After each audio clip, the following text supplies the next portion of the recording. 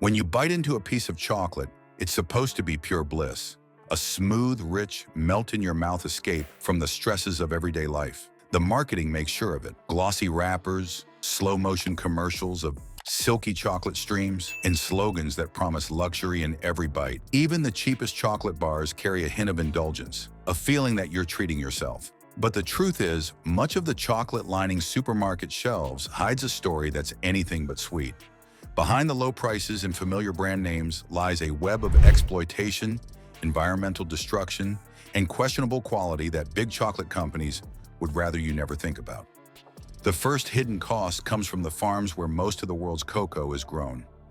Roughly 70% of global cocoa production comes from West Africa, particularly Ivory Coast and Ghana. These regions are home to millions of small-scale farmers who grow the beans that end up in your favorite chocolate bars.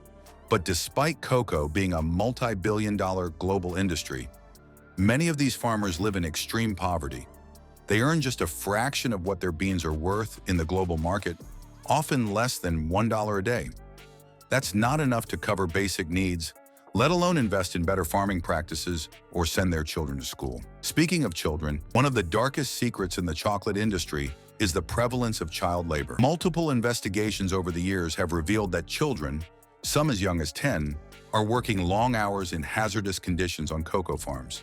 They may be using machetes to harvest pods, carrying heavy loads, or applying pesticides without protective gear. Many of these children are working to help their families survive, but others are victims of trafficking or forced labor. Big brands have made public promises to eliminate child labor from their supply chains, but progress has been painfully slow, and enforcement is inconsistent at best. Then there's the environmental cost. Cocoa farming, especially in West Africa, has been a major driver of deforestation. Forests are cleared to make way for cocoa plantations, leading to habitat loss for endangered species and contributing to climate change. The loss of shade trees also makes cocoa crops more vulnerable to disease and extreme weather, which can reduce yields and push farmers into even deeper poverty. And it's not just forests. Unsustainable farming practices can degrade soil, pollute waterways, and damage local ecosystems. The processing side of cheap chocolate isn't much prettier. Once cocoa beans are harvested, fermented, dried, and shipped to processing facilities, they're roasted, ground, and turned into cocoa liquor, cocoa butter, and cocoa powder. In high-quality chocolate, these ingredients are carefully balanced to create a smooth, flavorful product. In cheap chocolate, however, the emphasis is on cutting costs. Cocoa butter, the natural fat from the cocoa bean that gives chocolate its melt-in-the-mouth texture, is often replaced or diluted with cheaper vegetable oils like palm oil or shea butter. Not only does this alter the texture and flavor, but palm oil production in particular has its own record of deforestation and exploitation. Sugar is another major factor. Many cheap chocolates contain far more sugar than cocoa, sometimes as much as 60% sugar or more. This isn't just about making the product sweeter. Sugar is far cheaper than cocoa, so loading up on it allows manufacturers to keep costs down. Some brands also use milk powders, whey, and emulsifiers like soy lecithin to bulk up the product and create a uniform texture.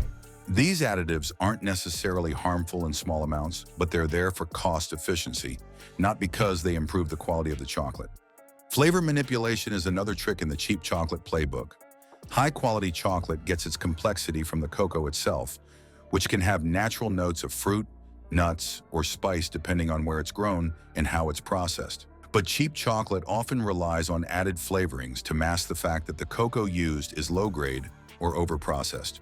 The roasting process can be pushed too far to burn off flavors, resulting in a flat, one-dimensional taste that's then rescued with vanilla or artificial flavorings. The end result might still be enjoyable if you're used to it, but it's a far cry from what chocolate is supposed to be. Another cost that rarely shows up on the price tag is the loss of nutritional value. Pure dark chocolate is rich in antioxidants like flavonoids, which have been linked to heart health and other benefits. But the more a chocolate is diluted with sugar, fats, and fillers, the fewer cocoa solids it contains, and with them, fewer beneficial compounds. If you're eating cheap milk chocolate, thinking you're getting some of the health benefits touted in articles about dark chocolate, you're probably just getting a sugar hit with a side of fat. The power imbalance in the chocolate industry also means that farmers have very little say in the global market. Prices for cocoa beans are set by international commodity markets, and they can fluctuate wildly based on supply and demand, weather events, or speculation. When prices fall, it's the farmers who suffer, not the corporations. Big brands often have long-term contracts that protect them from price swings, but farmers are left scrambling to make ends meet. In some cases, low prices force farmers to expand into protected forests or rely on unpaid family labor, perpetuating the cycle of environmental damage and exploitation. Efforts to address these problems, such as fair trade certification, have made some difference, but they cover only a small fraction of the global cocoa supply. And even in certified supply chains, monitoring can be patchy, and premiums for farmers are often small compared to the overall profits made by chocolate companies. Many big brands have developed their own sustainability programs, but critics argue that these often function more as PR tools than genuine solutions. Without full transparency and accountability, it's hard for consumers to know whether their chocolate dollars are really supporting ethical practices. For the everyday shopper, it's easy to ignore all this. The chocolate in your hand looks harmless. It's cheap, it tastes good, and it's just a small treat. How bad can it be? That's exactly what the industry counts on. They know that most people don't have the time or the resources to trace a chocolate bar's journey from bean to shelf. And because the worst abuses happen far away, out of sight, it's easy to keep buying without thinking about the human and environmental cost.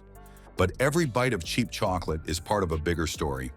It's a story about supply chains that favor profit over people, about ecosystems being stripped for short-term gain, and about the real cost being paid by those who can least afford it. When a chocolate bar sells for less than the price of a cup of coffee, someone, somewhere, is paying the difference. And it's not the company putting its logo on the wrapper. This doesn't mean you have to give up chocolate altogether. It means making choices that align with the values you want to support. Look for brands that are transparent about their sourcing, pay farmers fair prices, and avoid harmful additives. Check for certifications like Fair Trade, Rainforest Alliance, or direct trade agreements. And don't be afraid to pay a little more for higher quality chocolate. Not only will it likely taste better, but you'll be supporting a system that values people and the planet over sheer profit. You can also cut back on how much cheap chocolate you consume and treat higher quality chocolate as a true indulgence. Savor it slowly, pay attention to the flavors, and appreciate the work that went into making it. When chocolate is produced ethically and with care, it's more than just candy. It's a craft, a livelihood, and a connection to farmers and cultures around the world. The hidden cost of cheap chocolate is real, and once you see it, it's hard to unsee. Every purchase is a choice, and together, consumer choices can send a message to the industry that exploitation, deforestation, and deceptive practices aren't acceptable. Change won't happen overnight, but it won't happen at all unless demand shifts toward products that do right by both people and the planet. So the next time you're standing in the candy aisle, wrapper in hand, take a moment to think beyond the price tag. Ask yourself, who really paid for this chocolate, and what kind of system am I supporting with my purchase? If this opened your eyes to what's really behind cheap chocolate, share it with someone who loves their candy but has never thought about where it comes from. And if you want more deep dives into the hidden costs of everyday products, hit that like button and subscribe. You'll never look at your favorite treats the same way again.